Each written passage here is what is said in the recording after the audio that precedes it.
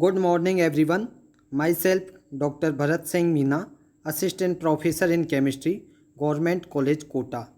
आज हम chemistry of elements of first transition series के अंतर्गत संक्रमण तत्वों के द्विअंगी यौगिक एवं संकुल या कहें binary compounds and complexes of transition elements के बारे में डिस्कस करेंगे।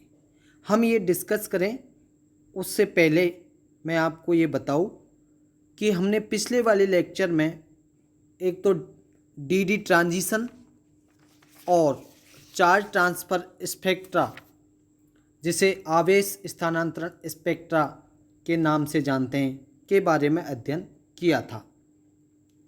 तो द्विअंगी यौगिक एवं संकुल किस प्रकार से बनते हैं और प्रथम श्रेणी के जो संक्रमण तत्व होते हैं वो किन किन के साथ मिलके द्विअंगी यौगिक या बाइनरी कंपाउंड्स का निर्माण करते हैं। फर्स्ट ट्रांजिशन सीरीज के एलिमेंट्स एक तो ऑक्सीजन और दूसरे हेलोजन के साथ मिलके बाइनरी कंपाउंड्स बनाते हैं और किस किस रूप में बनाते हैं, ऑक्साइड एवं हैलाइड के रूप में ये बनाते हैं।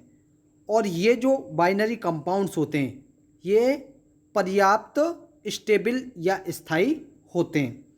अब हम ये कहें कि इन कंपाउंड्स को या इन यौगिक को किस आधार पर, किन कैरेक्टर्स के आधार पर हम इनको स्थायी यौगिक मानते हैं, तो उसमें पहला कैरेक्टर जो आता है स्थायी कंपाउंड्स का या स्टेबल कंपाउंड्स का, उसमें ये है कि कमरे के ताप पर वे कैसे रहने चाहिए, सामान्य अवस्था में रह सकते हों। दूसरा इसका कैरेक्टर आता है वायु द्वारा उनका ऑक्सीडेशन या कहें ऑक्सीकरण नहीं होता हो। तीसरा इसका कैरेक्टर है जल वाष्प द्वारा उनका जल अपघटन संभव न हो। और चौथा है सामान्य ताप पर उनका न तो असमानुपातन होता हो और न ही उनका विघटन होता हो। तो कोई भी स्थायी यौगिक उन्हीं को मानते हैं जिनके लिए ये चार कैरेक्टर हों। कौन कौन सा? पहला तो कमरे के ताप पर स्थायी अवस्था में रहते हों, दूसरा वायु द्वारा ऑक्सीकरण ना होता हो, तीसरा जल अपघटन ना होता हो जल वाष्प द्वारा, और चौथा जनरल टेम्परेचर पर उनमें ना तो कोई असमानुपातन होता हो और ना ही उनका विघटन होता हो। तो इस प्रकार के यौगिक स्थायी यौगिक कहलाते हैं। अब हम देखते हैं कि जो फर्स्ट ट्रांजिशन सीरीज के जो डिफरेंट बाइनरी कंपाउंड्स होते हैं, जो इस अगर आप ये सारणी देखेंगे, टेबल देखेंगे जो फर्स्ट ट्रांजिशन सीरीज के ऑक्साइड व हैलाइड की है, तो जो अधिक यौगिक होंगे, जो अधिक स्थायी यौगिक होंगे, उन्हें इस टेबल में मोटे अक्षरों के द्वारा शो किया हुआ है। जैसा इस टेबल को अगर आप ध्यानपूर्वक देखें तो ये फर्स्ट ट्रांजिशन सीरीज की टेबल है जो स्कैंडियम से स्टार्ट होके और जिंक तक जा रही है। और इनकी सभी की ऑक्सीकरण जो अवस्थाएं +2 से स्टार्ट होके +2, +3, +4 और +7 तक जाती है। तो आप अगर इसको ध्यान से देखें तो स्कैंडियम में देखेंगे +3 ऑक्सीडेशन स्टेट के इसके जो scandium trifluoride, scandium trichloride, scandium tribromide, ये जो बोल्ड अक्षरों में ये अधिक स्थायी हैं। इसी प्रकार से अगर टाइटेनियम की देखें तो +4 ऑक्सीडेशन अवस्था के जितने भी हैं, TiF4, TiD2, TiCl4, TiBr4, ये सारे के सारे क्या हैं, स्थायी। इसी प्रकार से हम चाहे बेनेडियम को देखें तो बेनेडियम में भी आपको ये BCl3, Br3 ये आपको बोल्ड दिखाई दे रहे हैं। और ऑक्सीडेशन 4 में देखें तो BF4 आपको दिखाई देगा। इसी प्रकार से क्रोमियम में भी आपको बोल्ड नज़र आएंगे। मैग्नीज में भी +2 ऑक्सीडेशन स्टेट में ये सारे के सारे बाइनरी कंपाउंड्स स्थायी दिखाई देंगे। इसी प्रकार से अगर आयरन को देखें तो आयरन में भी आपको जहाँ भी बोल्ड दिखाई देंगे वो सारे स्थायी हैं। चाहे कोबाल्ट लें, निकल लें, कॉपर लें या जिंक लें, जहाँ भी आपको बोल्ड जो अक्षर दिखाई दे रहे हैं वो सारे के सारे क्या हैं, अधिक स्थायी यौगिक हैं। अब हम इन इस टेबल को देखें तो इस टेबल में जो ये फॉर्मूलाज दिए हुए हैं, इन फॉर्मूलाज में इनके सुपरस्क्रिप्ट के रूप में कहीं एम लिखा हुआ दिखाई दे रहा है। जैसे ये बीओ के जस्ट ऊपर राइट हैंड की तरफ ऊपर की दाईं तरफ के अगर सुपरस्क्रिप्ट को देखें तो एम लिखा हुआ दिखाई दे रहा है। ऐसे ही अगर हम यहाँ देखें कोबाल्ट में देखें तो ये आपको एच दिखाई दे रहा है, निकल में एच दिखाई दे रहा है। इसी प्रकार से यहाँ पर अगर आप क्रोमियम में देखें तो क्रोमियम में भी आपको ये जी दिखाई देगा। तो इस प्रकार से ये सारणी में जो ये आपको एम जी एच इस प्रकार से जो जिन जिन फॉर्मूलाज के ऊपर सुपर स्क्रिप्ट दिखाई दे रही हैं उनका मतलब ये होता है कि अगर एम किसी के ऊपर लिखा हुआ है तो उसका मतलब है वो मेटल के मध्य बॉन्ड है। अगर H किसी के ऊपर लिख रहा है तो उसका मतलब है कि वो जल योजित ऑक्साइड है। अगर G किसी के ऊपर लिख रहा है तो उसका है वो केवल गैसीय अवस्था में ही अस्तित्व में रहता है। और अगर किसी के ऊपर U लिखा हुआ दिखाई दे रहा है तो वो कैसा है, अस्थायी या अनस्टेबल। अब बात ये आती है कि जो ट्रांजिशन सीरीज के जो ये बाइनरी कंपाउंड्स बनते हैं वो किस वजह से बनते हैं, क्या कारण है कि ये संकुल यौगिकों का निर्माण होता है। तो हम जानते हैं कि अगर हम ट्रांजिशन एलिमेंट्स के इलेक्ट्रॉनिक विन्यास को देखें तो उसमें देखेंगे कि जो डी ऑर्बिटल्स होते हैं उसमें आपको अनपेयर्ड इलेक्ट्रॉन भी दिखाई देंगे और इसके अलावा डी ऑर्बिटल वैकेंट भी उपलब्ध होते हैं।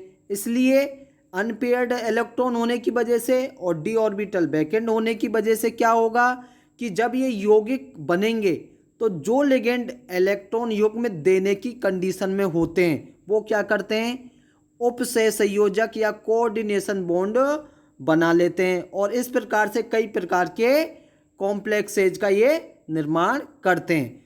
अगर हम फर्स्ट ट्रांजिशन सीरीज के तत्वों में देखें तो आपको दिखाई देगा कि एक कोबाल्ट एक ऐसा तत्व है जिसके संकुलों की संख्या अन्य सभी ट्रांजिशन एलिमेंट की तुलना में मैक्सिमम होती है। अगर हम ये कहें कि कार्बन को छोड़ दें तो कोबाल्ट ही ऐसा तत्व है जिसके मैक्सिमम कंपाउंड्स अपन को पता हैं।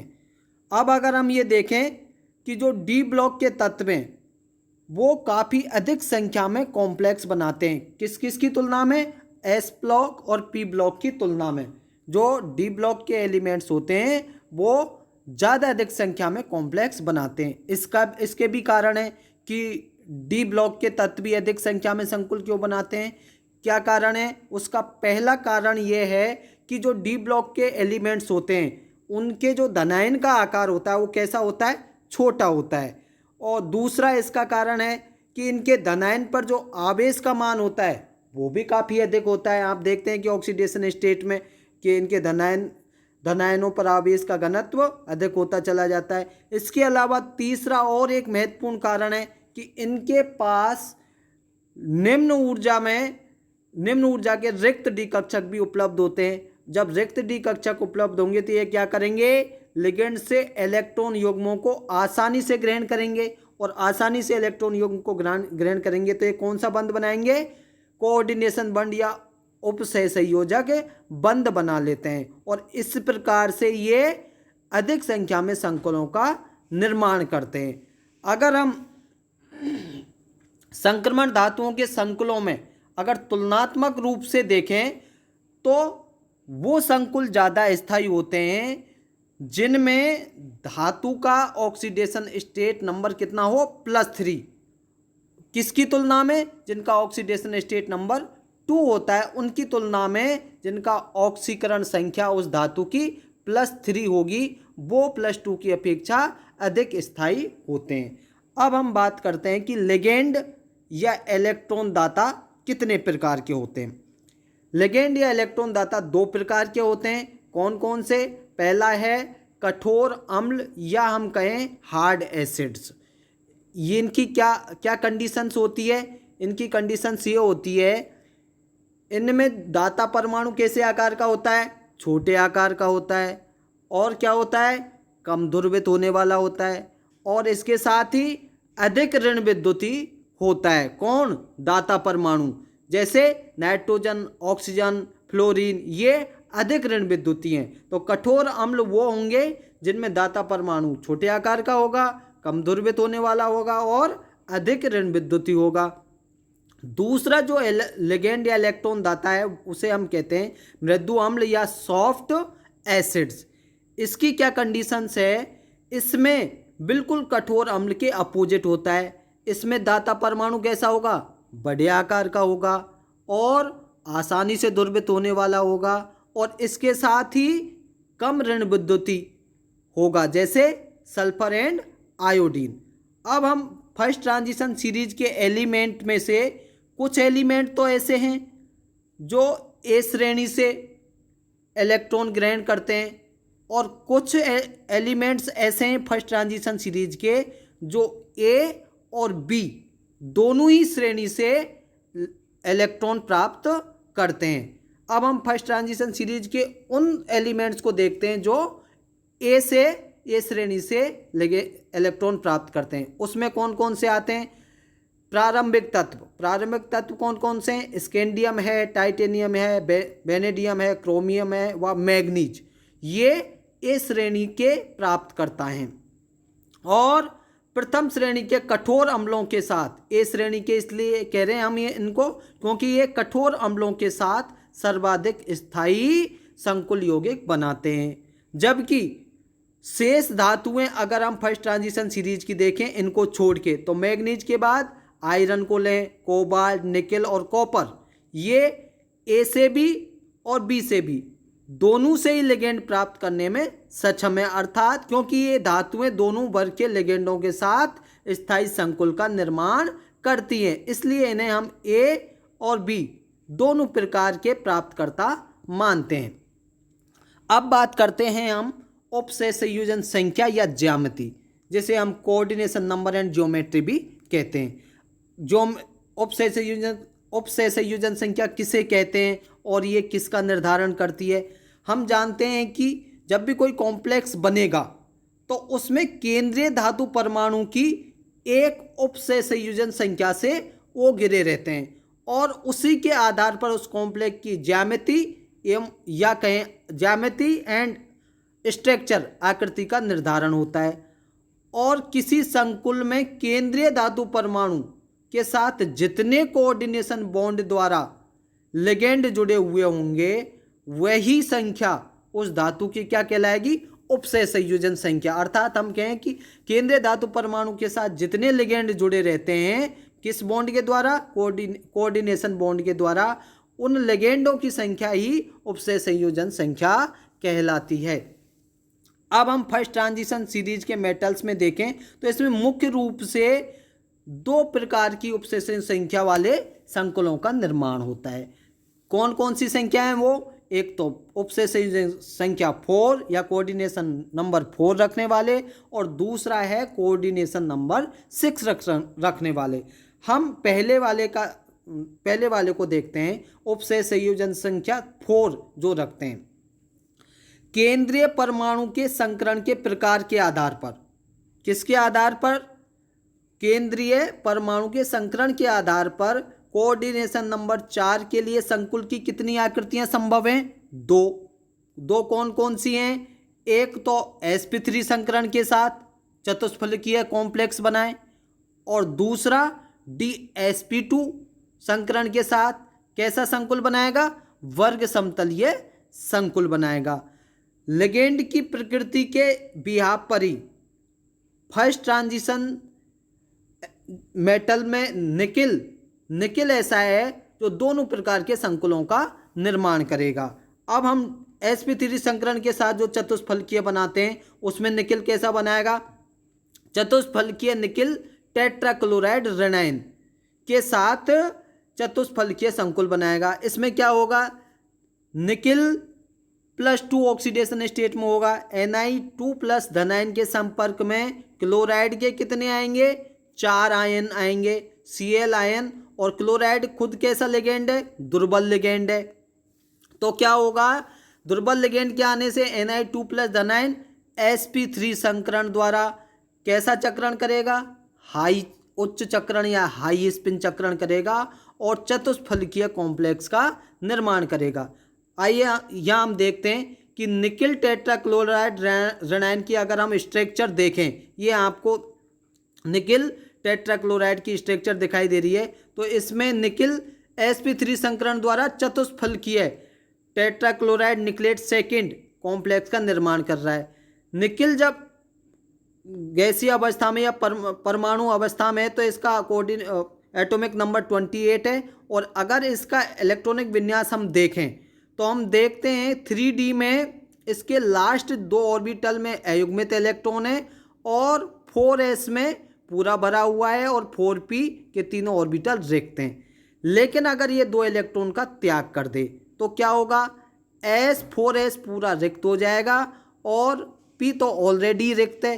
तो यहाँ पर जो 4 Cl लिगेंड के रूप में इससे जुड़ेंगे वो एक तो S से और 3 p ऑर्बिटल से वो संकरण कर लेंगे और क्या बनेगा, sp3 संकरण का निर्माण होगा। अगर हम टेट्राक्लोरोनिकलेट सेकेंड की स्ट्रक्चर को देखें तो ये इस प्रकार से sp3 ये निकिल है और ये इसके 4 वैकेंट ऑर्बिटल हैं जिसमें एक s का और 3 p के हैं और ये क्लोराइड आपस में ओवरलैपिंग के द्वारा ये हाइब्रिडाइजेशन कर रहे हैं और ये आपको चतुष्फलकीय संरचना दिखाई दे रही है। तो ये तो आपको sp3 निकिल की चतुष्फलकीय संरचना है। अब अगर वर्ग समतलीय निकिल की हम स्ट्रक्चर देखें तो यहाँ पर तो चतुष्फलकीय में कैसा लिगेंड था, दुर्बल, और अगर वर्ग समतलीय में देखेंगे तो यहाँ प्रबल लिगेंड निकिल आयन के संपर्क में आएगा और प्रबल लिगेंड के रूप में क्या है, साइनाइड आयन। तो वर्ग समतलीय निकिल टेट्रासाइनाइड ऋणायन के साथ क्या करेगा, जब निकिल आयन निकिल 2+ आयन के संपर्क में साइनाइड आयन जैसे प्रबल लिगेंड आएंगे तो क्या होगा कि जो d ऑर्बिटल में अयुग्मित इलेक्ट्रॉन है उनकी क्या हो जाएगी, पेयरिंग, और पेयरिंग होते ही d ऑर्बिटल में एक कक्षक आपका कैसा रह जाएगा, वैकेंट रह जाएगा।